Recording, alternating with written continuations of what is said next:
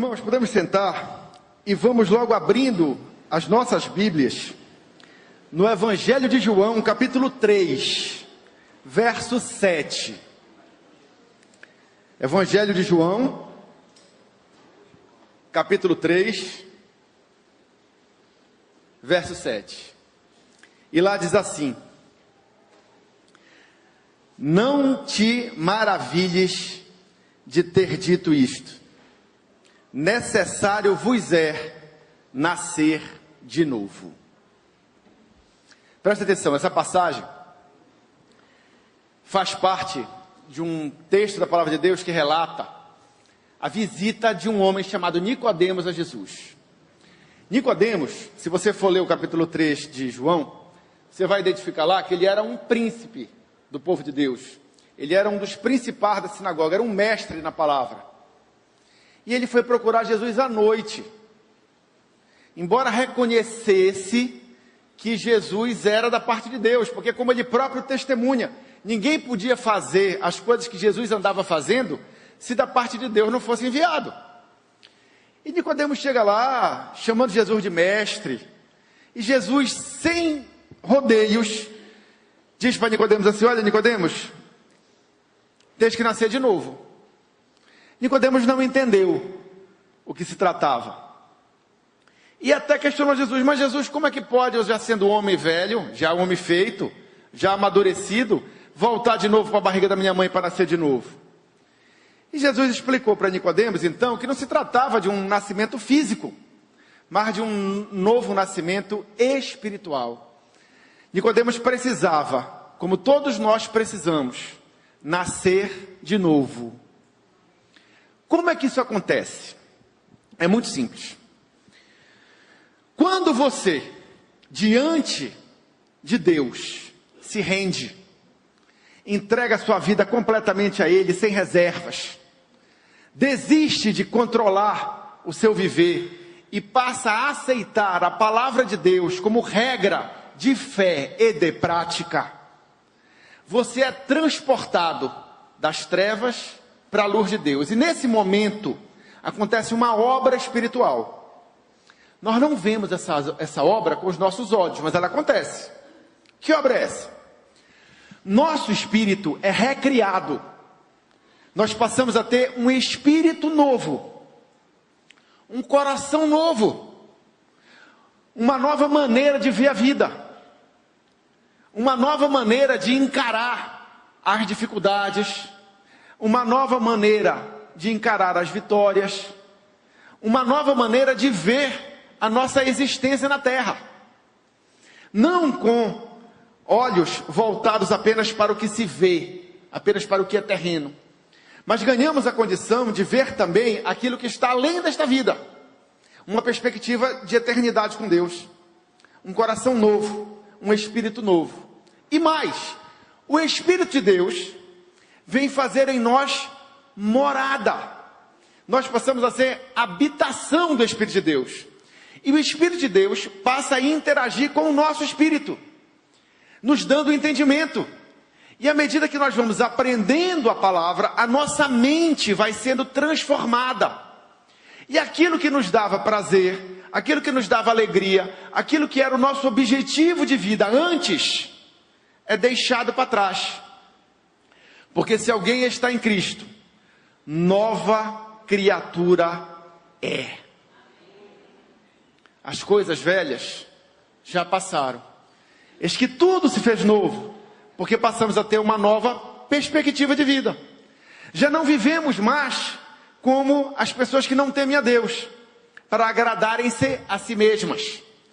O tempo que nos resta agora, passamos a viver objetivando agradar a Deus em toda a nossa maneira de viver, em todas as nossas coisas, das mais simples às mais complexas, das menores às maiores, passamos a ter como alvo de vida agradar a Deus, porque basta o tempo decorrido, no tempo da nossa ignorância, para termos feito aquilo que era da vontade do diabo.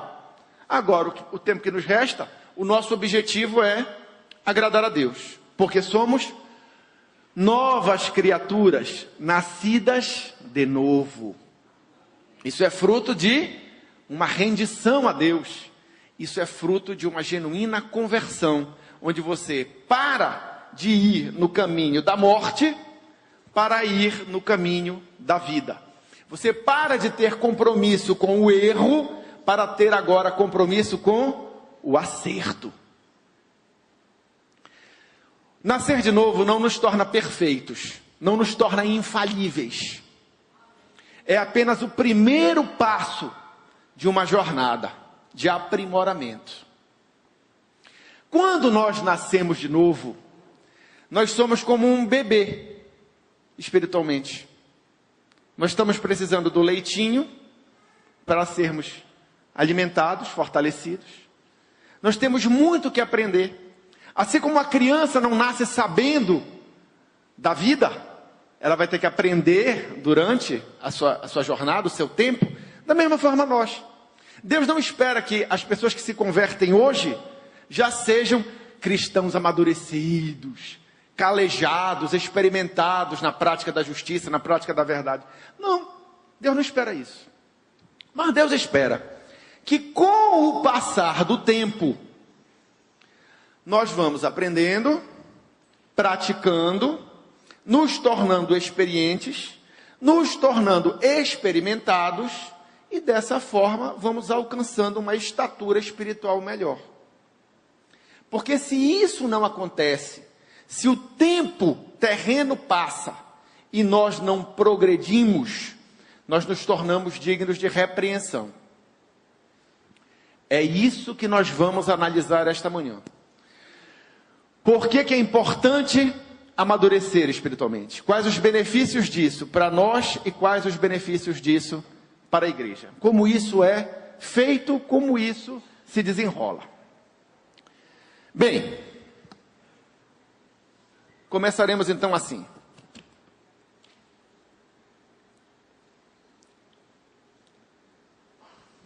O primeiro passo da jornada é render-se a Deus para sofrer uma obra espiritual e nascer de novo. Verifique o que está escrito em Gálatas, capítulo 6, verso 15. Se alguém está em Cristo, nova criatura é. As coisas velhas já passaram. 2 Coríntios 15, 17. Isso fala que quando nós nos firmamos com Jesus, a nossa vida muda porque nós mudamos.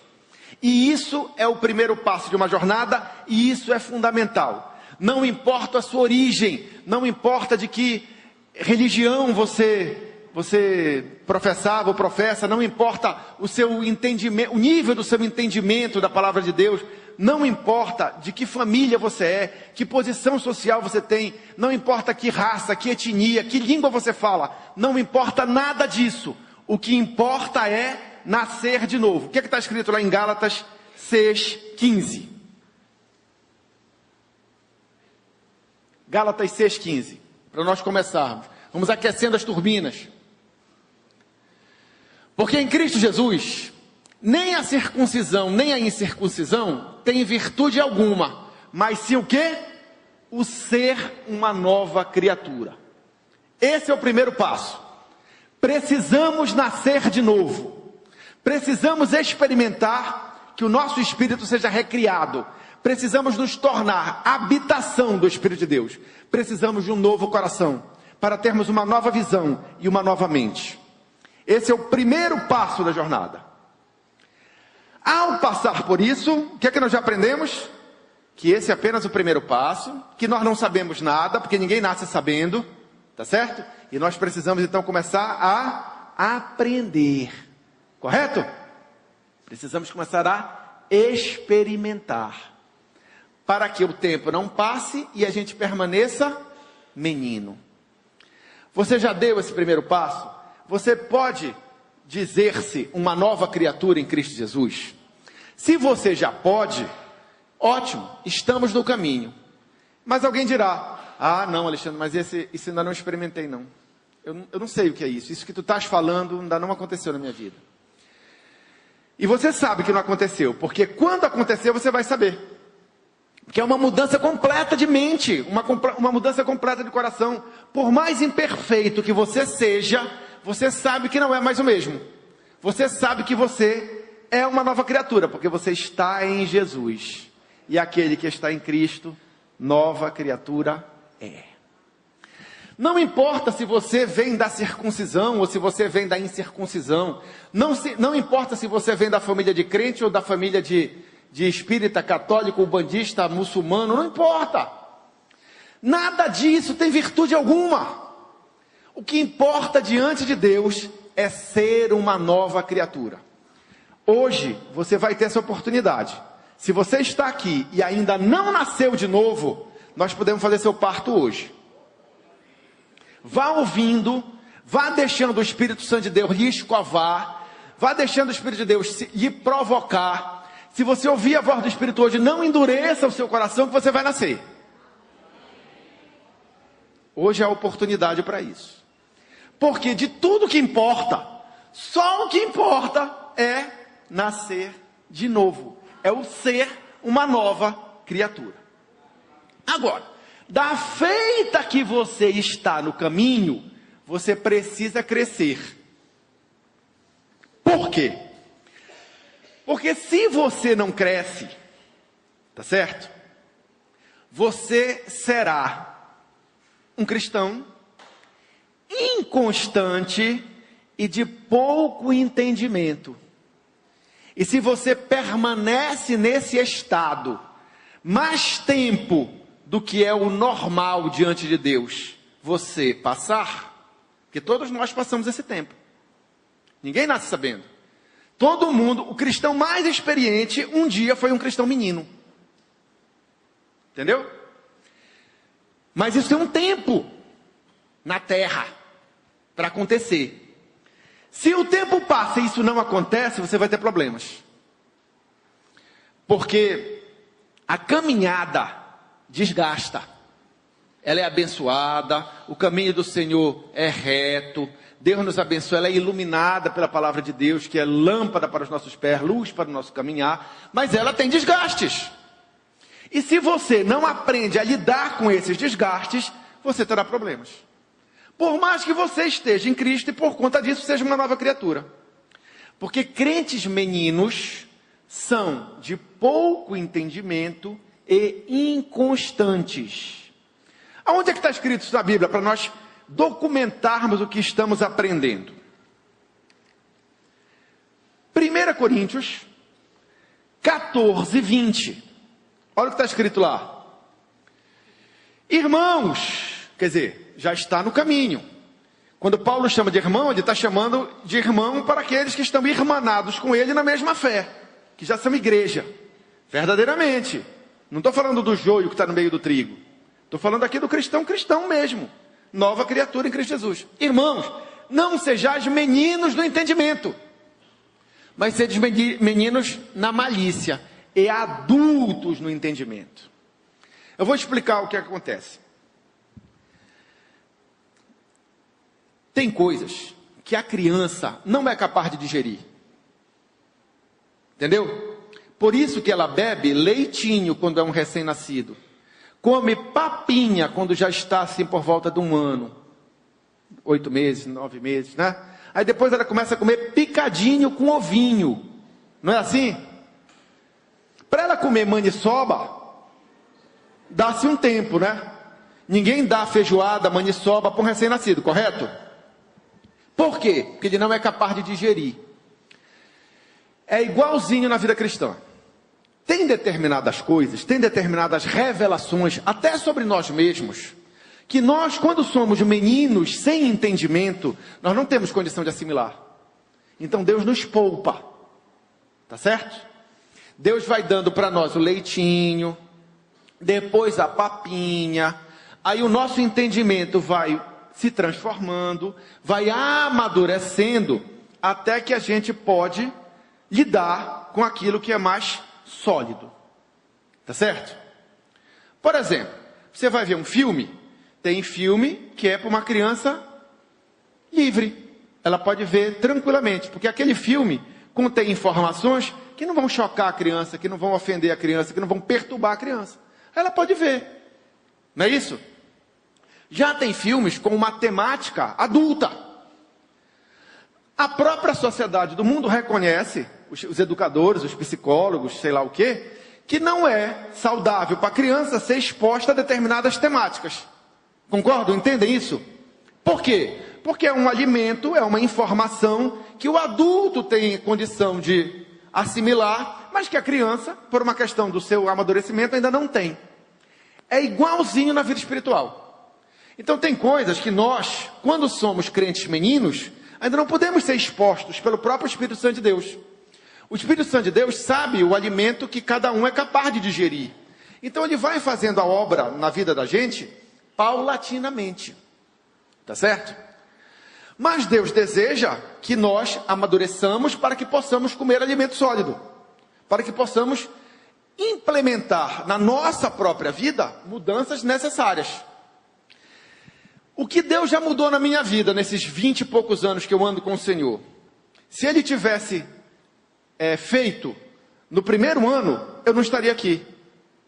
Eu não ia aguentar. Entendeu? Deus precisou me preparar para mudanças maiores. É assim comigo e é assim com você também. Ele tem essa sabedoria. Ele não vai dar para você alimento sólido se você não conseguir digerir o alimento sólido. Mas o alimento sólido é necessário. E você só pode comer o alimento sólido quando você tiver condição de digerir. É por isso que você precisa amadurecer, para você se tornar adulto no entendimento. Tá certo? Porque aí você vai ficar um cristão fortalecido. Quem é mais forte? O adulto ou o bebê? Porque o adulto já come alimento sólido. O bebê, só leite. Entendeu? Não é só uma questão de entendimento. Também é uma questão de perseverança. De constância. As crianças, elas não são constantes. Eu sei que não daria para generalizar esse comentário que eu vou fazer, mas é interessante você lidar com algumas crianças na pré-adolescência. É interessante. Papai, eu quero aprender a tocar violão. Compra o violão. Aí ele toca o violão, aprende o violão, aprende 3, 4 músicas. Ah, já não gosto mais de violão, agora eu quero tocar bateria. Está apaixonado por uma pessoa. Hoje. Mês que vem já está apaixonado por outra. Por quê? Isso é próprio da pré-adolescência, da adolescência. A inconstância. Cristãos imaturos são inconstantes. Eles ouvem um vento de doutrina aqui e já se balançam para esse lado. Aí eles ouvem um outro vento de doutrina ali, já balança para o outro lado. A inconstância é própria de um período da vida, inclusive da vida cristã. Todos nós, por mais amadurecidos que sejamos no Senhor, já tivemos na nossa vida algum período de inconstância. Tivemos ou não tivemos? Quem aqui aceitou Jesus e seguiu? Nem o apóstolo Paulo. O apóstolo Paulo diz, o apóstolo Paulo é um exemplo, na minha opinião, na minha concepção pessoal, de um cristão bastante amadurecido naquilo que se propôs a fazer diante de Deus. O relato da obra dele é relato de alguém bastante amadurecido. O apóstolo Paulo pisou na bola muito poucas vezes, em termos de linha. A linha dele foi muito boa. Eu avalio humanamente nas escrituras dessa forma. Mas ele não se achava o cara. Em 1 Coríntios capítulo 13, verso 11, ele declara o seguinte: quando eu era menino, falava como menino, pensava como menino, agia como menino.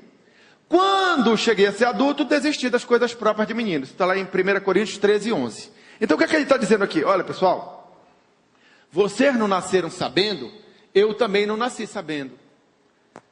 Entendeu?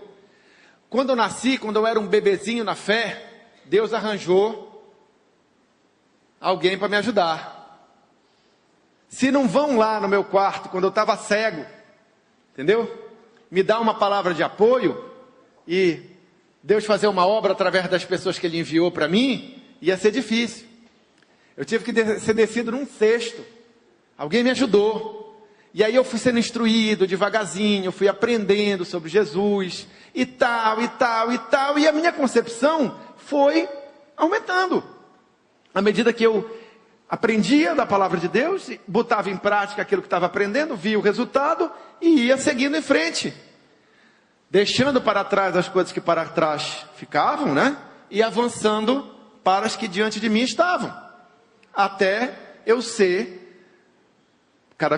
a cada dia mais parecido com o meu Senhor Jesus Cristo, para que, já no final da minha carreira, eu possa dizer, como disse ele a Timóteo: combati o bom combate, guardei a fé, agora só aguardo a coroa, porque eu sei que ela vai chegar para mim, porque eu sei em quem tenho crido, estou certo que é poderoso, etc, etc, etc. Mas o apóstolo Paulo diz lá: olha, quando eu era menino, eu falava com o menino, pensava com o menino, agia com o menino.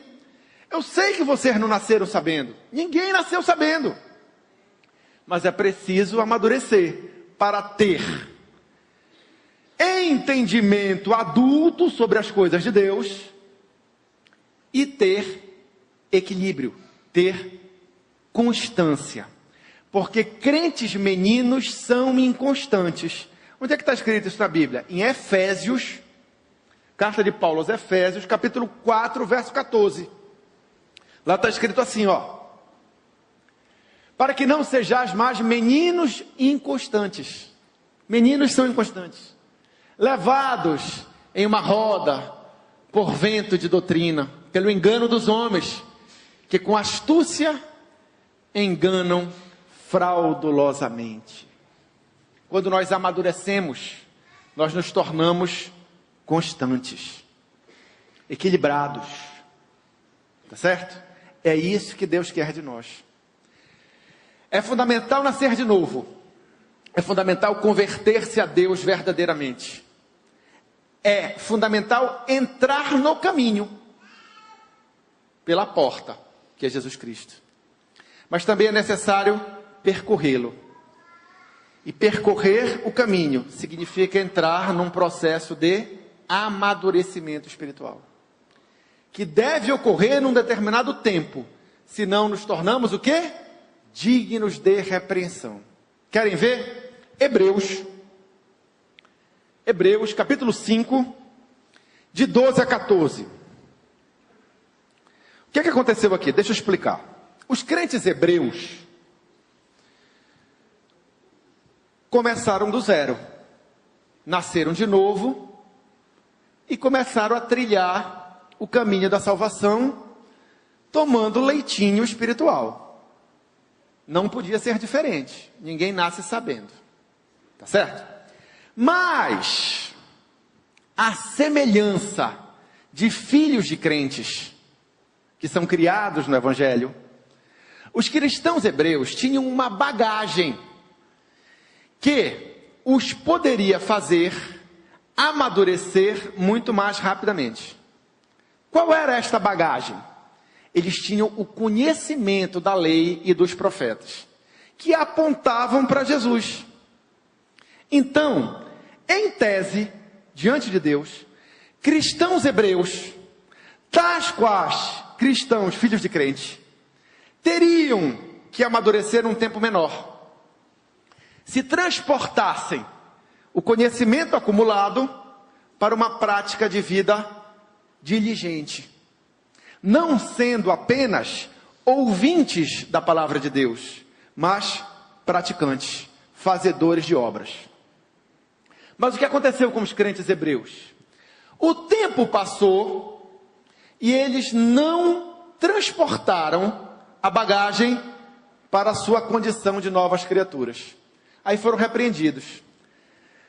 Hebreus capítulo 5, de 12 a 14, diz assim, olha: porque devendo já ser mestres pelo tempo, presta atenção, ainda necessitais de que vos torne a ensinar quais sejam os primeiros rudimentos das palavras de Deus. E vós haveis feito tais que necessitais de leite, e não de sólido mantimento. Não muda ainda. Vamos comentar esse 12. Entenderam o que aconteceu aqui? É uma carta aos hebreus. O Espírito Santo está dizendo ao povo hebreu que havia se convertido ao cristianismo: vocês, pelo que já viveram e pelo que aprenderam, já tinham que ter tido o tempo de estarem além do que estão. Entendeu? Isso é uma repreensão do Espírito. Vocês não estão praticando a palavra que vocês já sabem que devem praticar. Porque se vocês estivessem praticando a palavra com diligência, vocês já tinham experiências que teriam produzido em vocês um amadurecimento tal que vocês já tivessem entendimento adulto e constância capaz de suportar alimento sólido, capaz de digerir alimento sólido. Mas eu estou aqui amarrado, diz o Espírito Santo de Deus. Eu estou aqui amarrado. Por quê? Porque eu, como sou um espírito de amor, não vou servir maniçoba para vocês enquanto vocês forem assim. Entendeu? Eu não vou dar filé para vocês enquanto vocês forem assim. Porque vocês não vão digerir o filé. Não vai fazer bem para vocês. Pelo tempo, vocês já deveriam ser mestres. Mas não são. Porque devendo já ser mestres pelo tempo, ainda necessitar de que vos torne a ensinar quais sejam os primeiros rudimentos. Filho de crente tem essa obrigação diante de Deus, tem esse dever. Entendeu? Porque tem um exemplo de fé da família. Aí se converte, nasceu de novo, ele vai ter que aprender a exercitar a fé dele. Ele não pode se fiar na fé do pai e da mãe. Tá certo? Mas ele já tem a bagagem. Então, passado um tempo, tem que se tornar mestre. É o que diz o Espírito. Não sou eu que estou dizendo. Porque devendo já ser mestres pelo tempo, eu não sei que tempo decorreu para você, mas para os crentes hebreus que ouviram esta palavra, já tinha tido tempo. Ainda necessitais que vos torne a ensinar os rudimentos. Será que vou ter que ensinar de novo para você que o pecado produz destruição? Será que eu vou precisar ensinar para você que você não pode ser um cristão vencedor se você não ora e não lê sua Bíblia? Isso são os rudimentos. Se você se deixou tornar apenas um ouvinte negligente da palavra de Deus e não um operoso fazedor de obras, será que eu vou ter que ensinar para vocês de novo? Entendeu? Esse é o leitinho. Os rudimentos da fé. Os princípios fundamentais. Será que eu vou ter que ensinar para você, se você cultiva raiva no seu coração, você está se atrapalhando porque é o perdão que libera e nós devemos perdoar aqueles que nos ofendem da mesma maneira que Deus nos perdoa, ou seja, de forma completa? Será que eu vou precisar ficar ensinando isso para você de novo? Será que você que é filho de crente e hoje é uma nova criatura em Cristo Jesus, graças a misericórdia de Deus sobre a sua vida e a obra redentora de Jesus, será que eu vou ter que ficar ensinando para vocês de novo? Entendeu? Não dá para avançar já para sólido mantimento. Não dá para buscar as coisas mais importantes que você precisa consertar na sua vida, mas ainda não tem condição de consertar, porque ainda não tem um entendimento amadurecido para tal. Mas ainda tem que tomar leitinho e não pode receber sólido mantimento. Acaba com isso. Tem que amadurecer. 13. Porque qualquer que ainda se alimenta de leite, não está experimentado na palavra. Pessoal, como é que se amadurece? Você busca Deus e aprende. Porque quem procura, acha. Se você abre o seu coração para Deus, Ele vai lhe ensinar. Isso que Ele lhe ensinou, você pratica. Você experimenta. E disso vai haver um fruto, vai haver um resultado. Uma experiência positiva de vitória com Deus. E isso é que vai nos tornando mais robustos espiritualmente. Entendeu? Se você se recusa a aprender, se você não se dedica a aprender, se você não busca Deus para aprender, se a sua Bíblia só anda embaixo do seu braço, você não a lê, não a examina, se você vem para o culto e fica pensando em outras coisas, ao invés de estar procurando assimilar aquilo que está sendo ministrado. Se você, quando conversa com seus irmãos, conversa abobrinhas, conversa bobagens, e não troca ideias sobre a palavra de Deus, como é que você espera aprender? Entendeu? Se você não abre espaço nas suas orações, não se aquieta diante de Deus, para o Espírito de falar, de comunicar ao coração aquilo que você precisa mudar, aquilo que você precisa fazer diferente. Se você não dá espaço para Deus fazer essa obra na sua vida, como é que você espera amadurecer? Como é que amadurecemos? Aprendendo e experimentando. O que é que faltava para os crentes hebreus? Que eles fossem experimentados na palavra, provados e aprovados. Mas era isso que eles não tinham. Por isso eles eram imaturos, por isso eles eram inconstantes e de pouco entendimento. E aí, apesar da bagagem, ainda tinham necessidade de estar recebendo o alimento leitoso. Não podiam receber sólido mantimento. Entenderam? Porque qualquer que ainda se alimenta de leite, não está experimentado na palavra da justiça. Por quê? Porque é menino. Entendeu? Crente menino não tem experiência com Deus. Porque não dá para ter experiências avançadas com o Senhor sendo menino. Porque menino não aguenta o tranco. Entendeu? Tem que ser adulto, espiritualmente falando, para aguentar o tranco. Crianças não vão para o combate lá na primeira linha. Quem vai na primeira linha são os guerreiros amadurecidos, os guerreiros calejados no combate. Muitas vezes cheios de cicatrizes. Muitas vezes cheios de cicatrizes. Mas cicatrizes de vitória e não de derrota. Você entende isso? Porque muitas vezes, com o amadurecimento, para que o amadurecimento seja gerado, você vai se ferir bastante. Faz parte do combate. Quem não quer se ferir, não luta. Entendeu? Isso gera cicatrizes. Mas são cicatrizes de vitória. Você olha para a cicatriz e diz assim, não, realmente, eu passei por essa situação marcou a minha vida, eu fui ferido, mas o Senhor sarou a ferida.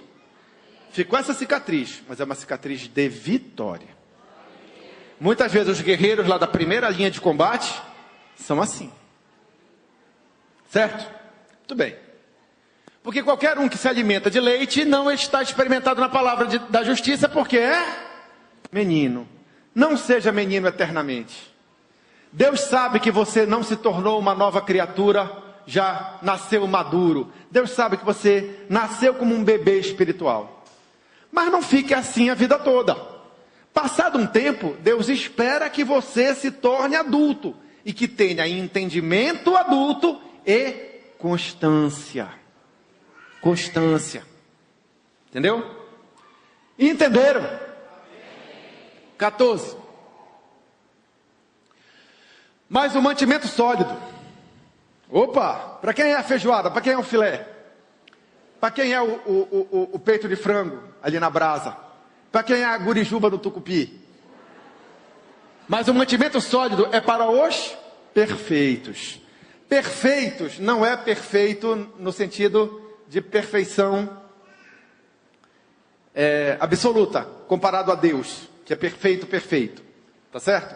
A palavra perfeito aí quer dizer os aperfeiçoados, os amadurecidos. Aqueles que já deixaram as coisas de menino para trás. Aqueles que são entendidos, experimentados, provados e aprovados. Deu para entender? Esses são os perfeitos. São os habilitados. Os quais, em razão do costume, têm os sentidos exercitados para discernir tanto o bem quanto o mal. Observe aí a palavra costume. Tá certo? Quem pratica a justiça com alegria e o faz de forma costumeira, ou seja, diariamente, o tempo todo, fica habilitado para discernir o bem e o mal. E que segurança maravilhosa isso traz, rapaz. Que segurança. Antigamente, quando eu era menino, eu ficava muito perturbado se uma coisa era boa ou era má. Mas à medida que eu fui praticando a palavra de Deus, eu fui aprendendo. E de fato, hoje eu posso dar o testemunho para você que eu alcancei, é lógico, isso não vai parar nunca, tá? A gente vai vivendo e vai aprendendo, vivendo e vai aprendendo. E quando eu tiver 95 anos, que eu estiver aqui ainda ensinando os irmãos, com a cabeça boa, eu ainda vou estar aprendendo coisa, tá? Mas o bem e o mal já não me atrapalham. Isso eu já alcancei. Entendeu? O mal, para me pegar hoje, tem que estar muito bem disfarçado.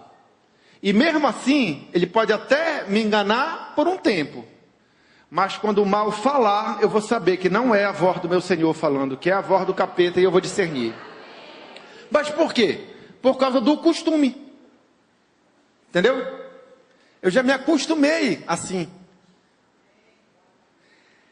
Ao menos que eu baixe a guarda, pare de vigiar, que Deus me livre, né?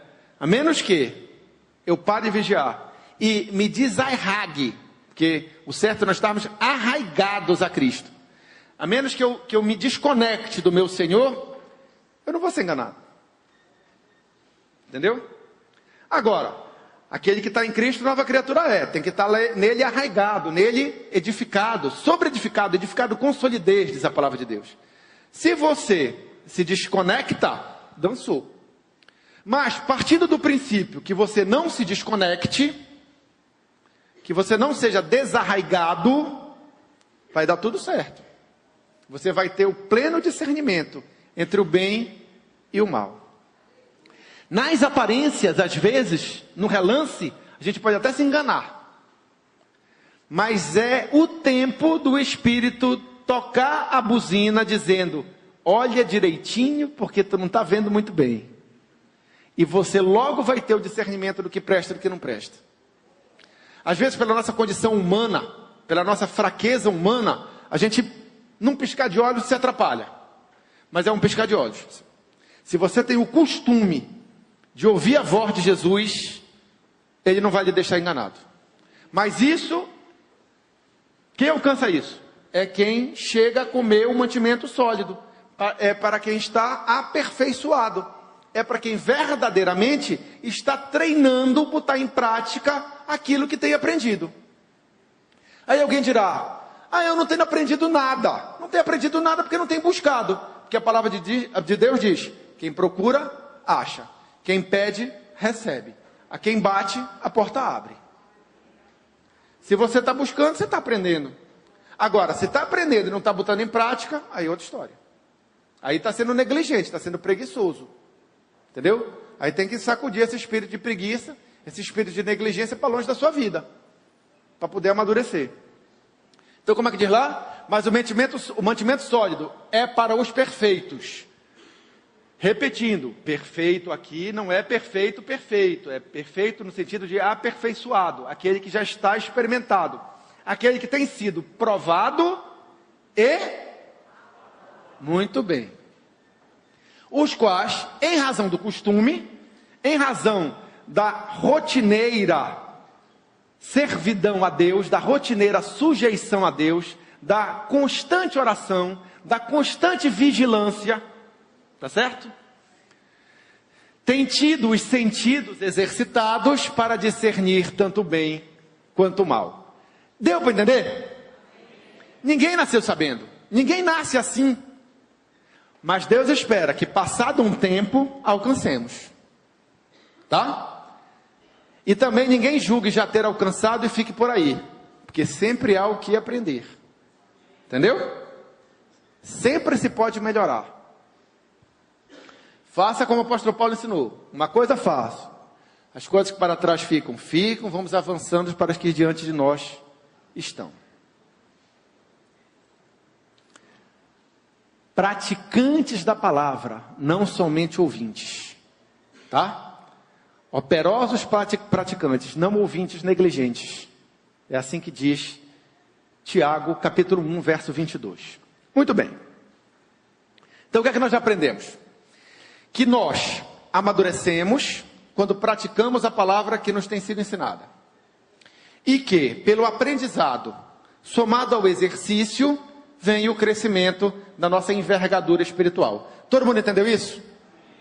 Então são dois agentes que cooperam para o amadurecimento. Quais são? Aprendizado e exercício. Certo? Positivo. Quando nós estamos amadurecidos e começamos a experimentar alimento sólido, desencadeia-se em nós um processo de agregação de virtudes. As virtudes de Deus vão se somando a nós. E nós vamos tendo, diante do mundo, um testemunho melhor. Porque passamos a ter um entendimento superior e uma constância de equilíbrio. Isso tudo interessa demais para Deus. Ele sabe que, até que ele volte, sempre vai estar chegando gente no meio do seu povo. Sempre haverão pessoas nascendo de novo. Sempre haverão pessoas nenéns na fé. Legal. Mas Deus fica satisfeito de ver que essas pessoas, esses bebês espirituais que estão chegando, vão encontrar colo em crentes amadurecidos. Quando esse amadurecimento não é gerado no meio da igreja, é problema sério. Sabe por quê? Porque a liderança vem da congregação. Deus levanta a liderança da congregação. Se a congregação for toda menina, a liderança também será menina. E diz a palavra de Deus: ai do povo cujo rei é menino, cujo governante é imaturo. Tanto que, quando o apóstolo Paulo está conversando com o Timóteo a respeito da normatização do bispo, do líder, o que é que ele diz lá? Entre as várias coisas que o bispo tem que ser: hospitaleiro, de bom testemunho dos de dentro e dos de fora, não dado ao vinho, marido de uma só mulher, não cobiçoso de torpe ganância, não avarento. Entre essas coisas todas tem uma lá, interessante. Sabe qual é? O líder não pode ser neófito. Sabe o que é neófito? Novo na fé. O líder não pode ser menino espiritual. O líder tem que ser provado e aprovado. E olha que isso não o isenta de cair. Não o isenta de errar. A vigilância é constante, pessoal. É só a misericórdia de Deus para sustentar uma vida. Entendeu? Mas não pode ser neófito. Isso está escrito em 1 Timóteo 3,6. Olha só para a gente aprender mesmo. Não neófito, não novo na fé, não menino na fé, para que, ensoberbecendo-se, não caia na condenação do diabo. Pessoal, o governo da casa cabe ao pai, à mãe. A criança não tem condição de governar a casa. Ela não tem responsabilidade para isso. A criança não pode dirigir um carro, a criança não pode abrir uma conta, entendeu? A criança não pode contrair uma dívida num banco. Por quê? Porque ela é criança. Ela não tem condição. Entendeu? Isso no mundo natural. No mundo espiritual é semelhante. Entendeu? Agora, se da congregação você não conseguir extrair amadurecidos para assumir um governo, lascou-se. Então Deus se interessa pelo amadurecimento do seu povo. Para quê? Para que aqueles que vão chegando encontrem colo nos mais experimentados que já estão aqui. Entendeu? Porque é a função da igreja amparar os fracos, estimular os desanimados e ser paciente para com todos. Entendeste? Então, na igreja, Deus se interessa no nosso amadurecimento, para que ele tenha material humano para trabalhar. Porque é uma obra espiritual? Mas é uma obra espiritual com a nossa cooperação. Nós fazemos parte do corpo. O cabeça é Jesus, mas nós fazemos parte desse corpo. Nós temos que estar ligados no cabeça de uma forma que possamos ser úteis. Isso melhora o testemunho da igreja, isso melhora o testemunho do evangelho como um todo, isso é muito bom. Muitas das coisas que o mundo fala mal do evangelho, fala com razão. Por quê? Porque são frutos de imaturidades. Por falta de entendimento e por falta de constância. Entendeu? Quando o mundo vê que a igreja não é constante no seu posicionamento e que não é amadurecida no seu entendimento, ele joga pedra na igreja. Entendeu? Ah, mas disso ninguém escapa. Bom, tudo bem, pode até não escapar. Entendeu? Mas nós podemos minimizar. Como? Amadurecendo. Como o corpo de Cristo, como todos. Tá certo? Mas há também um benefício pessoal no amadurecimento. Não é só na questão coletiva, não é só na questão da igreja como um todo. Tem um benefício pessoal no nosso amadurecimento. Quando o cristão amadurece, ele se torna equilibrado nas suas responsabilidades e nas suas ações. E isso é muito benéfico para a nossa vida. No Evangelho, tudo é bipartido em termos de responsabilidade. Tem a responsabilidade de Deus e tem a responsabilidade do homem. Tem a responsabilidade do marido e tem a responsabilidade da mulher. Tem a responsabilidade do pai e tem a responsabilidade do filho. Tem a responsabilidade do patrão e tem a responsabilidade do empregado. Tem a responsabilidade do governo e tem a responsabilidade da nação, do povo. Tem a responsabilidade do pastor e tem as responsabilidades do rebanho.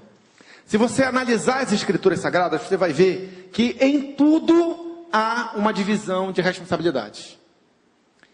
Por imaturidade, muitas pessoas têm aberto mão das suas próprias responsabilidades. Isso é um erro. Ou pior, tomado para si responsabilidades que são de outros. Isso é um erro. Vamos ver na prática? Toda vez que uma mulher quer ser o homem da casa, dá em confusão. No mundo, estão em confusão. Por quê? Porque é frequente esta prática. A mulher querer ser o macho. Não pode. Entendeu? Também é errado o marido que delega as suas atribuições de marido, de sacerdote do lar, para outros. Não pode. Tá certo? Este equilíbrio do exercício das responsabilidades é um benefício da maturidade. Quanto mais amadurecido você for no Senhor, mais respeitoso das responsabilidades dos outros você se torna, mais respeitoso do espaço dos outros você se torna, e mais comprometido com o seu espaço e com as suas responsabilidades, você também se torna.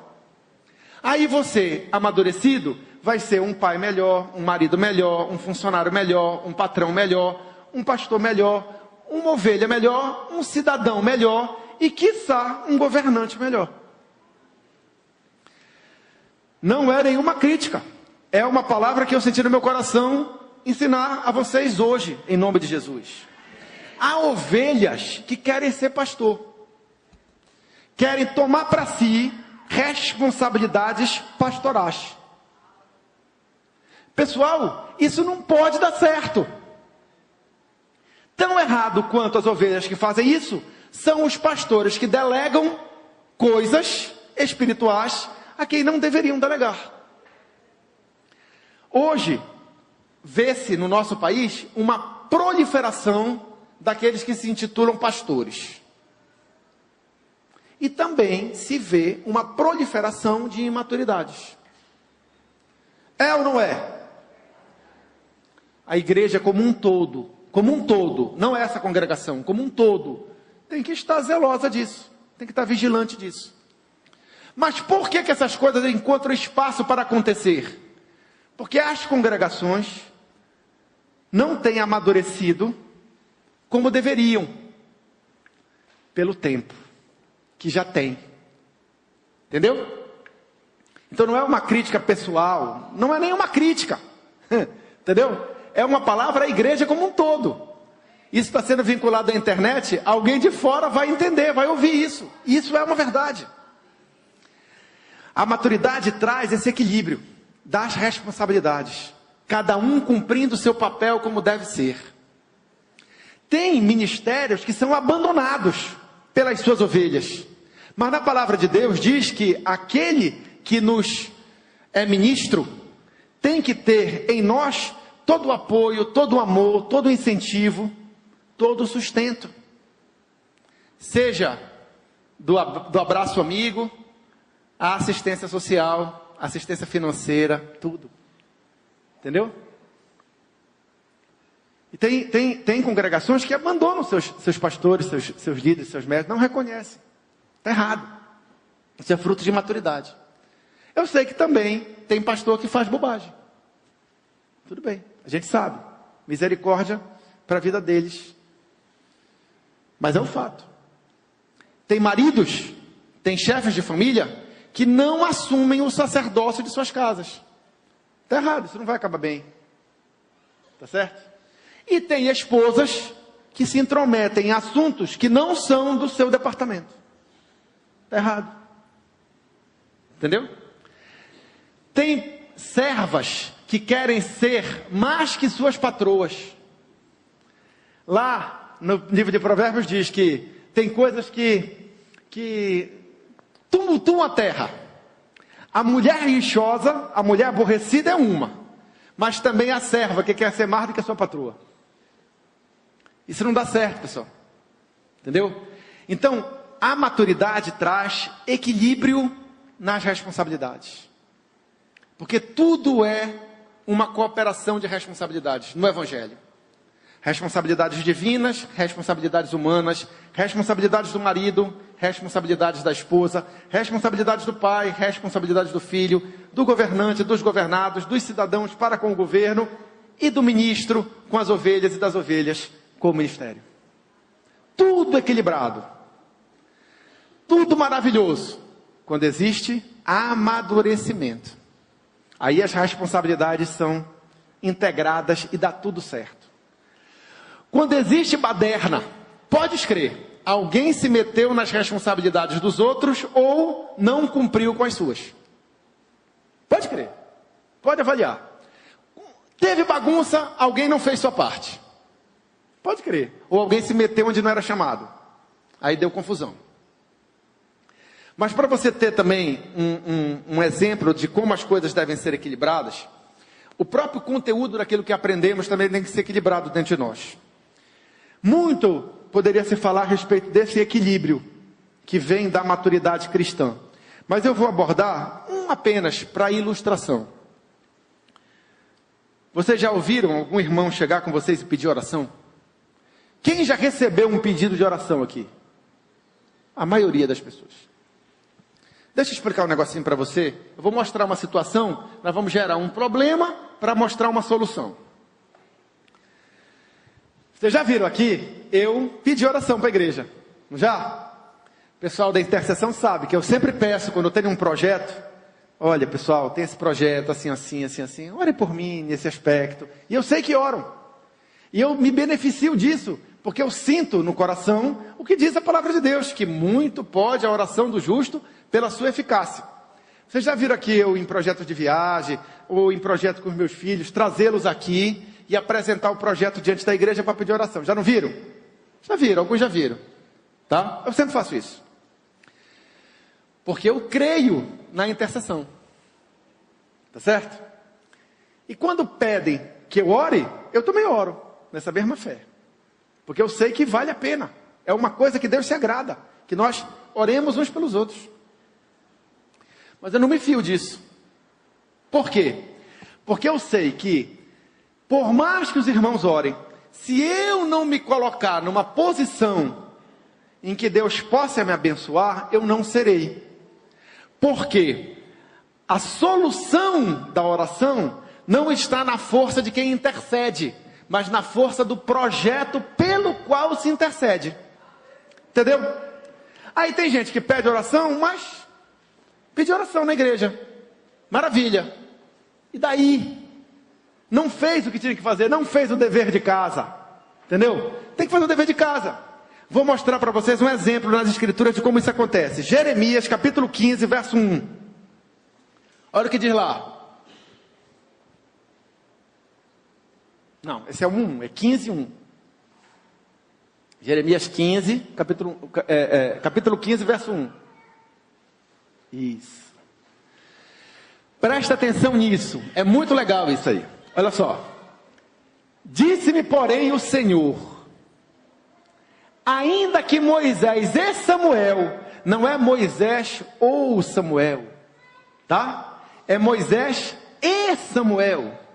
Ainda que Moisés e Samuel se pusessem diante de mim, não seria minha alma com este povo. Lança-os diante de mim, diante da minha face, e saiam. Jeremias era profeta do Senhor e ouviu o decreto. Tremeu no coração e quis interceder pelo povo. Deus não deixou. Por quê? Porque aquele povo não estava em posição de ser abençoado. E aqui Deus dá uma dica sobre quem é mais importante, o projeto ou o intercessor. Tá certo? Porque Moisés e Samuel são pessoas que intercederam diante de Deus de uma forma que Deus teve o maior prazer em atender, porque eram pessoas consagradas a Deus. Mas no tocante ao povo, naquele período de Jeremias, nem que Moisés e Samuel orassem, não ia adiantar de nada. Entendeu? Então, isso é o quê? É um entendimento de maturidade, tá certo? Que não basta pedir oração, mas temos que nos colocar numa posição em que a oração nos atinja. E para isso precisamos ter um projeto santo, um projeto que Deus aprove, um projeto construído em concordância com a palavra de Deus. Se não é um projeto em concordância com a palavra de Deus, pode Samuel e Moisés intercederem, que não vai dar em nada. Deu para entender? Mas o que as pessoas fazem? Porque não têm um entendimento amadurecido, ou porque são negligentes e preguiçosas, acham que a sua vida pode ir bem, simplesmente porque ele pede oração à igreja. Entendeu? Isso é um exemplo de imaturidade. Isso é um exemplo de falta de equilíbrio nas responsabilidades. Porque o povo tem a responsabilidade de orar por mim, quando eu peço oração. O ministério de intercessão tem o dever de orar por mim quando eu peço oração. Mas eu também tenho que estar numa posição de ser abençoado. Entendeu? Mas a imaturidade gera o quê? Gera um descompasso entre o que é para ser e o que eu penso que é para ser. E aí eu me dou ao luxo de cruzar os braços e nada vai acontecer. Isso é só um exemplo, é só um problema. Existem muitos outros que a gente poderia abordar na mesma linha. Por quê? Porque a imaturidade traz desequilíbrio. Imaturidade deixa-nos com entendimento curto. E com entendimento curto, não vamos bem. Deus quer que nós caminhemos com destreza, que saibamos manejar bem a palavra da verdade, a espada que é a palavra da verdade. Mas para isso nós precisamos estar adestrados. E para estarmos adestrados ao combate, precisamos praticar. E a prática nos dará equilíbrio.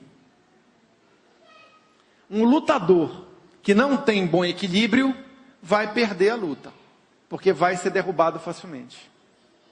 E o que traz o equilíbrio, a firmeza para o combate, é a maturidade.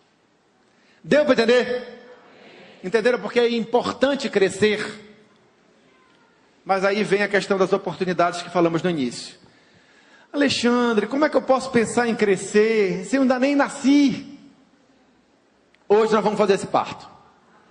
Hoje vai ser franqueado para você a oportunidade de nascer de novo, de entregar a sua vida para Jesus. Você então passará a receber o leitinho espiritual genuíno, para lhe nutrir. E você vai se nutrir com o leitinho espiritual, vai aprender as coisas rudimentares. Não se afobe, Deus sabe que você não nasceu sabendo. E você vai ter tempo para crescer, abrigado no colo dos seus irmãos, protegido do combate, por guerreiros muito mais fortes que você, e pelo Deus vivo, que é nosso general, e que toma conta de todo o seu exército, tá? Mas haverá um dia, que você que vai para a linha de frente. Glória a Deus nesse dia, porque a quem muito é dado, muito é cobrado, mas é melhor dar do que receber. Entendeu? Então quando você estiver lá na frente, guerreando por seus irmãos menores que estão atrás de você, pegando lá os enfrentamentos espirituais poderosos, apagando os dardos inflamados do maligno com o escudo da fé, você vai estar recebendo seu galardão também. Entendeu? Isso é a vida cristã. Não queira permanecer menino para sempre. Mas importa-te nascer de novo.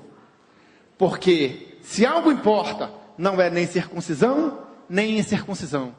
Nem ser da raça negra, nem ser da raça branca, nem ser pardo, nem ser asiático. Nem ser católico, espírita, ou protestante, ou muçulmano, ou ubandista, ou o que quer que seja. Importa-vos nascer de novo e ser uma nova criatura em Cristo Jesus. É isso que tem que acontecer. Se você não experimentar o novo nascimento, estás trilhando um caminho de morte e não de vida. Você vai ter essa oportunidade.